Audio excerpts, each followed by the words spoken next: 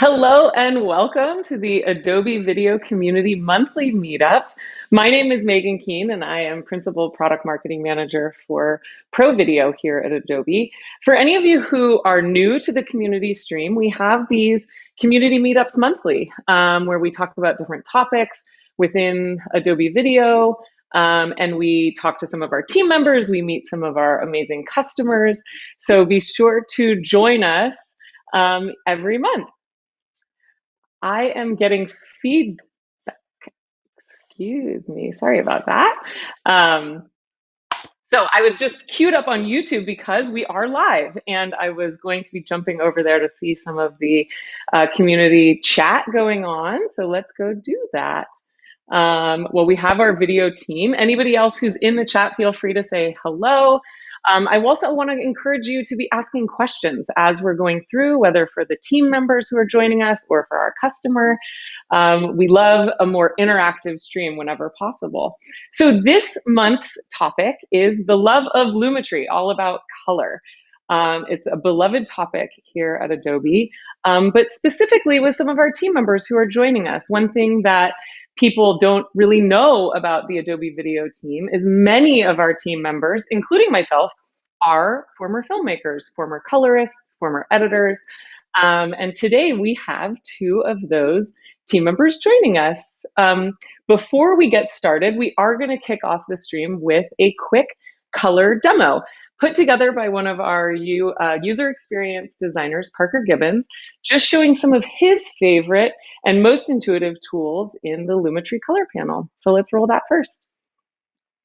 Hello, my name is Parker Gibbons. I'm a user experience designer on the Premiere team, and today I am here to tell you about some of my favorite things for color workflows within Premiere Pro. So let's dive right in.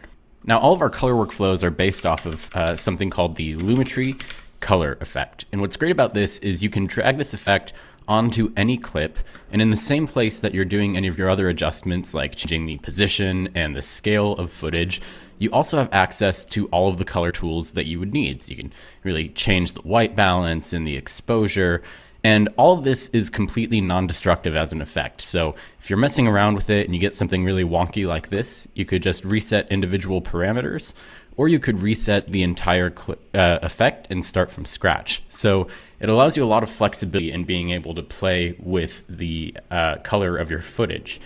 So it's fine and all to use it as just the effect within the effects control panel, but I think where this gets really powerful is when you start to use the Lumetri Color panel, which is a very intuitive way to see all of the color tools grouped together. And if you're familiar with anything like the sliders in Lightroom or Adobe Camera Raw, you'll be able to pick up color within Premiere Pro because it's the exact same model.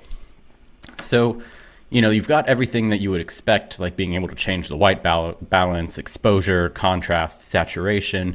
That's cool. But I want to show you some of my favorite things for doing very targeted color adjustments that are important for video work. So one of those is the hue and saturation curves. And here you have a bunch of different curves that basically plot one value against another. To show you what I mean about that, we're going to look at the hue versus saturation curve and use that to take down the intensity of the greens on this leaf here. So basically what this curve is saying is that for any hue along this horizontal line, you can change the saturation of it to be greater or less. So I'm going to take this eyedropper here and pick some of those leaves. And now you'll see that there's these 3 points along the green hue, and dragging this down or up will allow me to change the saturation a little bit, make that less intense. Of course, if I take this all the way down, you get some moldy looking greens there, which is not what we want. But if I take that down just a little bit, it becomes a lot easier to look at. And you could also target maybe this pomegranate in the background here. I want that to be just a little bit more intense. I'm going to boost the saturation there. So these hue saturation curves are a great way to make targeted adjustments to specific colors, specific tonal values without messing up the overall look of your image.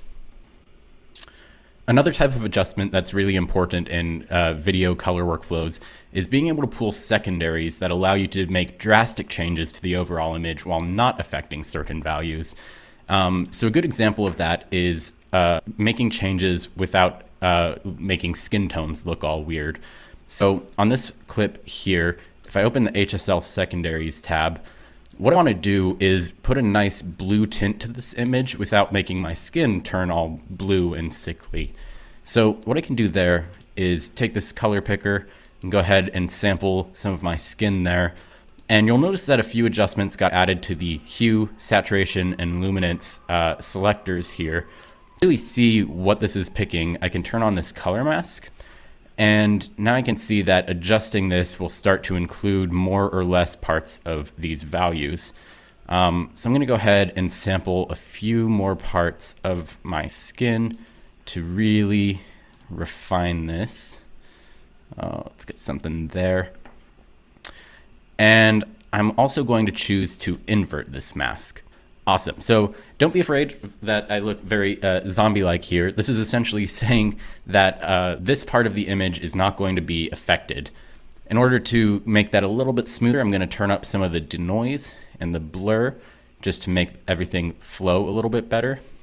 And now what I can do is go ahead and turn off the visibility of that mask. And if I come down to this correction wheel, I'm going to go ahead and push some blue into the image. And now you'll see the background cools down a lot while leaving my skin tones as they were. So now you can get this really nice cinematic, almost teal and orange effect just by pulling a secondary that affects everything except for my skin tones. Now the last thing that I want to show you is a good way to stay organized and efficient if you're doing a lot of color work. So let's say I have this set up where I record a lot of videos and I don't want to make this correction every single time that I'm making a video. You know, maybe you're a YouTuber who has a common setup, maybe you're working in a broadcast environment with a common setup, and you just want to be able to save all of this information and apply it every time you make a new video. I mean, that's super easy to do by just going to the top of the Lumetri Color panel and choosing to save a preset here. I'm going to call this my super cool preset. And if I delete the color effect from the clip again, totally non-destructive, we're back to the normal looking clip. I can go ahead and come over to effects anytime I have a clip with this setup and look at my presets and how I have this super cool preset that I can drag on top of my clip, and boom, color is just done for me that quickly. That's a look at a few of my favorite color tools within Premiere Pro, but this is really just the beginning. There is a ton of functionality and a ton of really cool things packed into the Lumetri Color panel and a few effects beyond that. But again, this is totally non-destructive, so it doesn't hurt to just mess around and see what works for you and then save what does work and reset what doesn't work. Thanks for watching. All right, so such an awesome demo. What I love about that is that it really shows how powerful the color tools are in Premiere Pro, but also that you don't need to be intimidated. You don't need to be afraid about messing stuff up. You can always go back and start from scratch. I do want to call out that we have the man himself, Parker Gibbons, is in the chat today, as well as some of our other team members, Patrick Palmer, Kevin Monahan, and also community members. Thank you so much for joining us, Monique, Mohammed, Logan, Neil, great to see you. Thank you so much for joining us.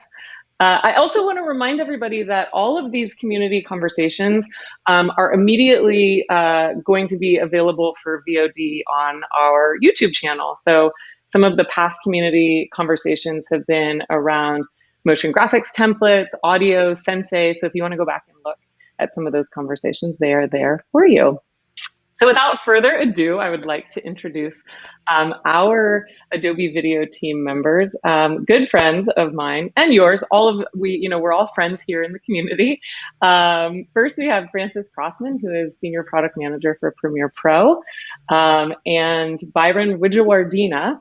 Did I get that? Did I nail it? Yes. Who is a Strat Dev team for Adobe Video. Two great representatives for our video team, because Francis, while very deep, Francis and Byron, while very deep in the product and helping drive how we are moving the product strategically, also very connected to our users, the community, making sure that they're part of these conversations, not just on these live streams, but in their daily lives. So what you don't know about Francis and Byron is that they are both also professional colorists. Their superhero powers are in color. So I'm going to actually let you guys introduce yourselves, give us a little bit of background around why were you asked to be part of this color conversation. Francis, let's start with you. Yeah, cool. Well, thanks, Megan. Thanks for the good introduction, and thanks to Parker for your fantastic demo. I always love seeing demos of our products and anything to do with color. So my background is that before Adobe, I was an editor and colorist for about 10 years in San Francisco. I worked for the San Francisco Opera, and I was their senior video editor. And basically, what we did is we took live versions of operas and turned them into cinematic presentations. So we had a multi-camera setup with as many as 13 cameras, usually around 9. I would do multi-camera editing and then take it all the way through from editing to post with color correction to meet broadcast standards, as well as making sure that things looked great for when we made Blu-rays and DVDs and all that kind of stuff. And sometimes we were on public television. We did cinematic releases as well in movie theaters internationally. And so really, I had the pleasure in that job of seeing every aspect of a professional production, from actually shooting with the camera to editing to coloring. I didn't do the sound. We had somebody else do that, but definitely did have to marry the picture and audio back together at the end. And really what I found in that job was that color was the thing that I was drawn to the most. For me, it was the most sort of Zen state, kind of just paying attention to the image, making it look perfect. And when I came to Adobe, that was my first role. I was a quality engineer on the color team. The curves that Parker showed off, I actually helped design and figure out how those curves were supposed to function. And now I'm a product manager. So yeah, all in all, I'm just really loving working for Adobe and still having my hands in color. I love the way that you talk about that Zen moment, because I feel like a lot of people who've worked in post-production can relate to that. Like, I remember my favorite part about Mm-hmm. editing was just losing time, that I would just look Oh up and be yeah. like, oh, dang, like 10 hours have passed and I didn't even know where those hours went. But you're like, so just like in the moment. Zen is like a perfect Yeah, the term for creative that. flow, Yeah, that's what we're trying to absolutely. keep our users in now, is creative flow. Yeah, yeah. And Byron, what about you? Tell us a little bit about your background, how you came to Adobe. So I started off at many years ago, about 20 years ago at Apple, and I kind of grew up in the post production kind of world. And I really kind of began to notice color when Apple bought Apple Color back in kind of like 2007, 2008. And before that, I was an editor, but then I suddenly became very interested in this amazing thing called color grading and how it all worked, because it was a black box. Things went in and things came out beautifully color graded. So it really sparked an interest there. And then from Apple, I went on to work at Blackmagic Design, where I worked on Resolve. So I got a great job there interviewing colorists from around the world and figuring out how their minds worked and how they color graded, and then trying to pass that through into the videos and software. And then I was a colorist and editor at a small boutique house in London, and we graded music videos and documentaries and short films. So I actually got to, work a couple of years, get my hands dirty, and really understand color and work in a very creative, fast-paced environment, working with huge bands and stuff. And then I've only been at Adobe for 2 years now, just over 2 years. But I really like kind of the direction that you have with Premiere and everything that you can do with the editing side and the color grading side. And I love kind of working with Lumetri. It's kind of much more of a very kind of simple yet powerful kind of interface and way to work. Yeah, let's dig in there a little bit, because both you and Francis mentioned that part, the staying in the creative flow, making things really intuitive. Tell us a little bit, and Francis, we can start with you, about sort of Mm-hmm. what's the thought process behind the strategy for color in Premiere Pro specifically, but sort of across video at Adobe. Yeah, sure. Well, Lumetri is meant to be a tool for editors. So Lumetri is a non-destructive color manipulation tool that you can use at any point in your editorial process. You can do it at the very beginning on your rough footage. You can do it, in the middle once you've got to a sort of a rough cut. You can do it at the end once you're totally done, and any place in between. What we don't want is for you to have this sort of monumental shift in workflow where it's like, okay, I've met picture lock, I'm done. I'm going to send it off to color, which is a completely separate step. And then they do their work and it comes back. This is meant to be a very intuitive tool for editors primarily to use, throughout their entire process. And Byron, in your conversations with editors, why is that important? Why is taking that approach to our color strategy important for our customers? I think it's because they need to basically keep in the flow and have something that they can start off and finish all in one kind of product. And the fact that Lumetri gives kind of very simple yet powerful tools which anyone can pick up. You don't have to have a background in color or color grading. You're an editor, it's new to you, but you can just figure it out. You can just start playing with the sliders and figure out things, do a bit of research in the background, and go on a course, and you can be up and grading in no time. So without, we can't make everybody in the stream sign an NDA. That's not possible. But is there anything that you guys can share about what's coming, what you're excited about, any sort of, or some tips, tricks, anything that, like, when you think about color grading, where's the first place that you go? Yeah, well, let me start with that one. What I can say is a little bit about our design process, about how a feature or a functionality or a workflow is born in Adobe and really in software, development in general. It all starts with users. It all starts with what you as a user really need in order to make your workflow smoother, more efficient, more enjoyable. And so what we're going to do is we're going to go out and listen to users. That's part of what my job is and part of what Byron's job is. Go out and listen to users and figure out, what do you need to be more productive in your workflow? And sometimes what you tell us is not what we're going to give you, because, if you say what I want is a checkbox to enable function X, what we're going to try to do is decipher, well, okay, why do you need to enable function X, and does it actually need to be a checkbox? Maybe what it actually needs to be is a slider, right? So what I can say is that we are doing tons of research like that right now and figuring out what the next evolution of color adjustment in Premiere is going to be.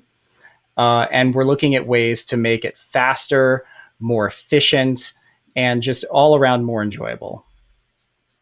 Yeah, that was something that that Parker mentioned in his demo, is the sort of muscle memory, or the creative connection between Adobe apps too. That, like, if you're familiar with Lightroom, that those sliders become very recognizable. It's you understand the sort of thought process behind that. Byron, what about you? Any sort of favorite tips, tricks, bits, bobs inside the panel that you want to share? Sure. I'd say my kind of best advice is to grade as much as you can. Grade everything and anything, your kind of friends' videos, your own kind of home videos. Get good at learning to color grade lots of different types of footage. And always start off with a really good primary grade, which means that you look through the footage, you get your blacks right, you get your whites right, you balance for any white balance adjustments, make it look clean, and do that to every shot before you start applying a look or a kind of style to your work. And think about the big picture. Don't think about one shot on its own. You're not grading a photograph, you're grading a scene or a whole project. So think about the color story for the whole project. Awesome. And that is a perfect lead into one of my favorite parts of the stream, which is our customer spotlight. I say that it's a perfect lead in because our customer today is an award-winning director and cinematographer, but also editor, colorist, works in audio. Michael Coleman is an award-winning filmmaker known for 15 plus years of documentary, commercial productions for clients and indie screens. He's particularly passionate about filmmaking and music, which is super evident if you scroll through his client list, his artist collaborations. So to kick things off, let's take a quick look at a profile video that Michael put together for us. Hey everyone, my name is Michael Coleman. I'm a director and cinematographer based out of Northern California. And today I'm going to show you how over the past year, I've been able to produce numerous live stream musical performances with an artist named TYCHO, who's a Bay Area based artist who I've worked with over the past few years. And usually he tours with a full band. And in this case, because of COVID and because of this, just the conditions of this past year, he basically pivoted and started doing live stream solo by himself. And so I was asked to basically come in and figure out a way to creatively capture some of these live festivals and shows that he was being asked to perform for.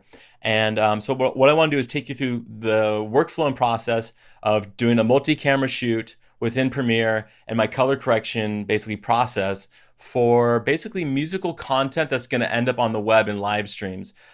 So first off, we're looking at my timeline, and what you'll see is a multi-camera clip. And in this case, I was shooting 6 cameras. 5 of them are locked off and static. Basically, I positioned the cameras in the studio exactly where I wanted them. And then in post-production, you'll see I'm doing slow push-ins here. That's all in post. I'm not doing any camera moves on the day of the shoot. So as we go through the edit, you'll see if I click on these clips, my color correction in the Lumetri Color panel, there's no color correction applied here at the timeline level. One of the things that I love to do for multi-camera shoots is apply the color correction at the camera level, at the source file. So if we go into our project file and we open up our cameras, we have a GoPro folder, FS7, the Fuji H1, and here's our multi-camera clips here. Let's go to our first camera, the FS7, which is my camera. So what we'll see here is on the effects controls is my Lumetri Color. So let's go back down to our timeline. Let's find that clip. This is the FS7. And so if I turn off my color on that one, you'll see that it basically disables it here within my timeline. And we'll see every instance of that camera angle is now turned off. So every time I'm using the FS7 within my timeline, this color correction at the source file level is being applied to my timeline edit. And this to me is one of the quickest ways to establish a look and then have a ripple effect throughout. So let's go ahead and turn it back on. Let's go activate it here.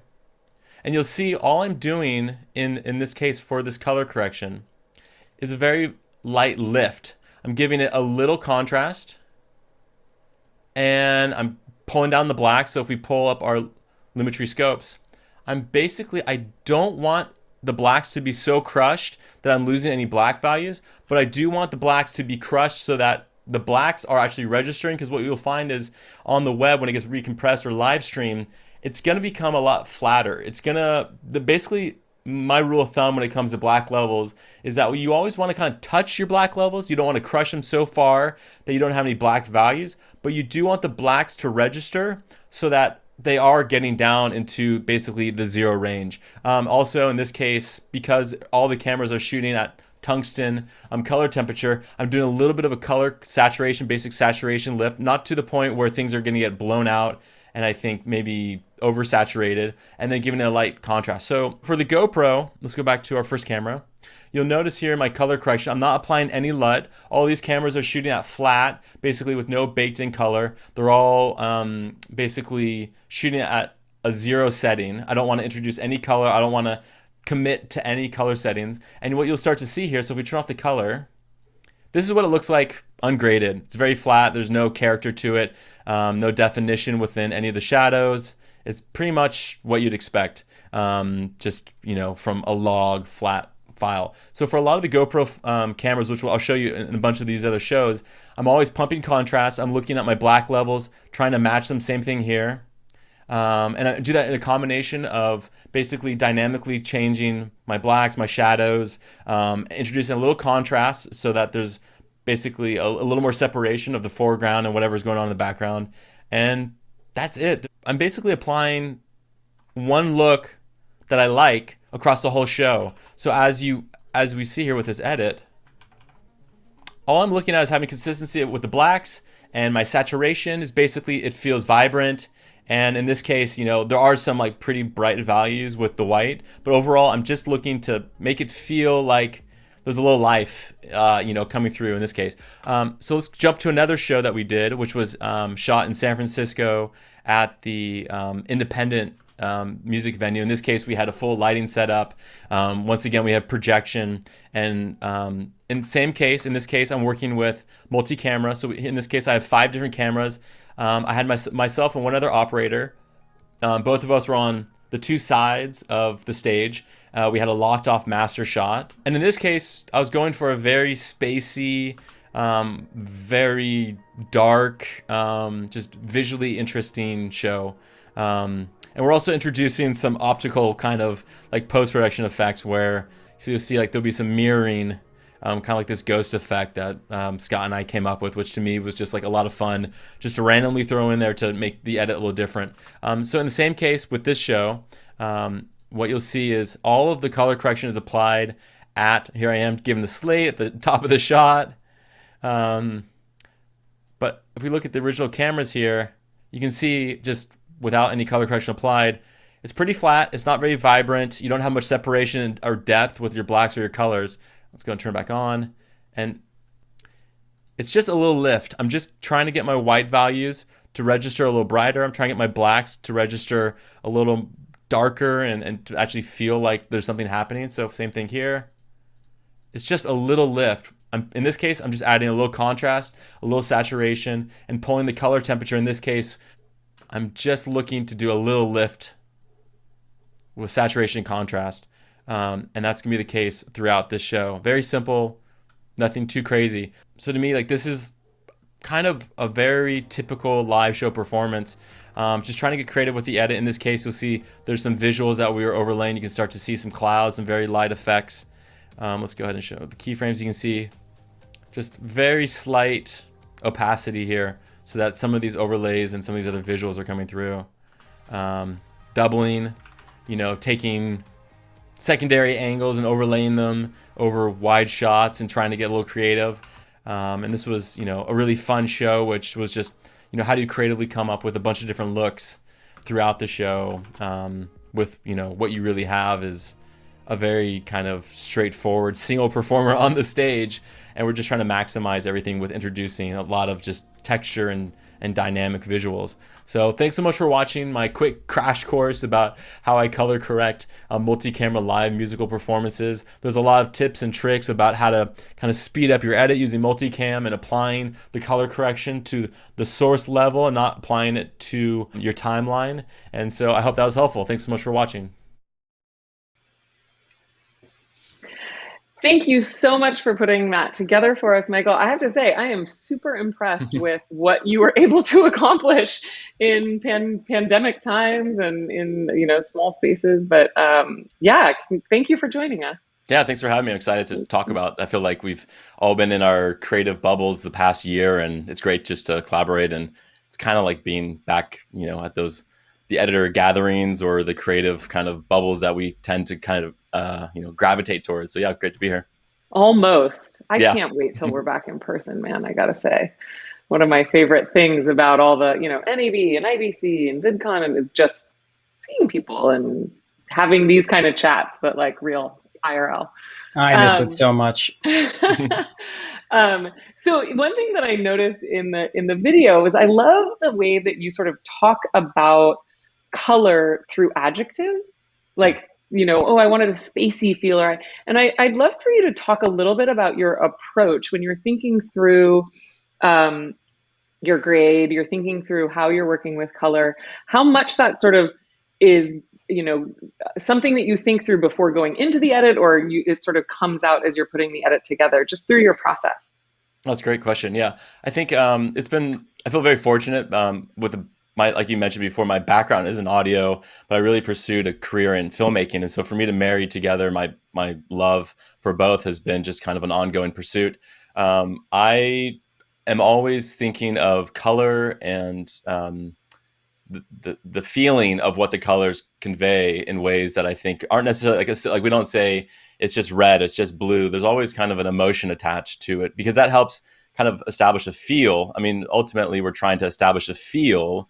I mean, if you just want a green wall, it can just be a green wall, but sometimes you can use descriptive words when, collaborating with, the lighting designers or set decorators. And for me, it's always fun to think about color as emotion, because they carry a lot of emotion. I mean, red and black and white have very different, feels and reactions for everyone. So I don't know where I learned it. I think it might have been just being in the studio with musicians, and when they use descriptive words to describe a tone or a feel that they're trying to establish, I think I just kind of soaked up some of that, terminology. Yeah. Yeah. I do want to bring out a question from the stream for you. Mohammed Mullah asks, what's the resolution on these shots and the codec used, and what color temperature did you shoot at? I'm assuming he's meaning for TYCHO. Yeah, so a lot of times in these club settings, and even in the first project, the live show, that was just a projection. So most of it's in the tungsten color space. So all the cameras are being set, to a tungsten, color, and then everything is usually captured in 4K. I don't really do anything in 1080 anymore. And now we're even introducing 5K and reframing, which has been a lot of fun. 5K and actually some 6K too with some of the new GoPros. So codec wise, usually it's ProRes, various flavors, and then AVC codecs for the FS7 and MP. What is it? It's H.264s for some of the mirrorless cameras. The drone has its own codec. So everything, as we trust in the gods of Adobe Premiere when we bring all these file codecs down to our timeline, that they're gonna properly show up as intended. So yeah, it's been incredible just as codecs have been kind of progressed. I think the technology has kept right up with it. So for me, it's been a big, I think the headaches are in the back, are in the past for me. Oh, good. That's good to hear. It's interesting that you bring up your background in audio and music. I feel like so many, in the same way that I was saying that so many of our team members are filmmakers or have worked in film in the past, so many are also musicians. I find that really like editing oftentimes becomes very much like playing an instrument once you really get into the groove of things. And I know that you mentioned, Michael, that you also have started incorporating hardware into your color workflows. Can you tell us a little bit about that and sort of how that's become your instrument for working in color? Yeah, it was another filmmaker, a friend of mine here in the Bay Area that I was talking with, and just going through it. I think I was at his studio, and I was like, "Oh, what is that?" I'd never seen what it was, and it was the Tangent Wave 2, which I have here. I ended up buying one because to me, I was like, I can't not have it, and it's basically what. There we go. It's a color interface controller that talks with Adobe Premiere, and so you can basically map all the Lumetri panel to a touch surface. So I think in this demo, I was basically using keyboard and mouse. The reality is to get really finite adjustments, I've just relied heavily now on using, this Wave 2 control surface, because sometimes it's such a small nuance that, clients will pick up on things that like, you're just like, okay, I think that color values, and then you really have to get very specific. And so for me, I think, I love doing stuff, whether it's on just a laptop and a trackpad or, a keyboard and mouse. But for me, taking my color correction to the next level was actually using this control surface like the Wave 2. And I just love it because it makes it less strenuous. Like I know that I can get really specific values, adjustments throughout. Yeah. And what's your monitor setup like? Sorry, Francis, just. Oh yeah, I wanted to pile on the hardware controllers. One of the other benefits of having hardware controllers is that you can manipulate multiple parameters at the same time, which for color correction is often, you want to do your black and your white levels at the same time. And with a mouse and keyboard, that's impossible. You can only do one at a time. But with the hardware controller, you can actually have two hands on those two knobs and kind of push and pull them against each other. And that's one of the, beautiful things about hardware controllers. And you're saying like hard with a mouse and keyboard, but like frustrating too, because you start doing it on one and then you're like, okay. And you go to the other and you're like, well, that just messed up everything I just did, and now I have to go back. It can be like a push and pull rather than a symbiotic, both working together. Totally. Totally. And Francis, it's interesting, this hardware conversation, because we have like such an expansive ecosystem of third-party partners and hardware and all Yeah. of that we work with. Like, how do you work with those partners to make sure that we're keeping up with the demands of customers, the new developments in the market? What's the relationship there like?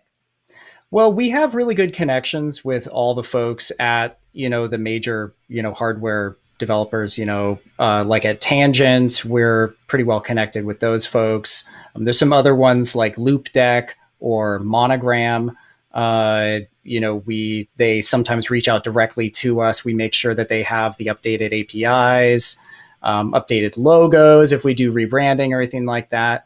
And then some folks on our team do have the hardware as well, and we incorporate them into our test passes to make sure that we didn't break something on our side. We have good relations with those folks. Yeah, that's what's awesome about having the relationships with the partners, is that it's not just like they develop something and send it over for us to test. It's like we're actually part of the conversation as things are being developed, which makes life a lot easier for all of us. Michael, what I was going to ask you earlier was, what is your monitoring setup like?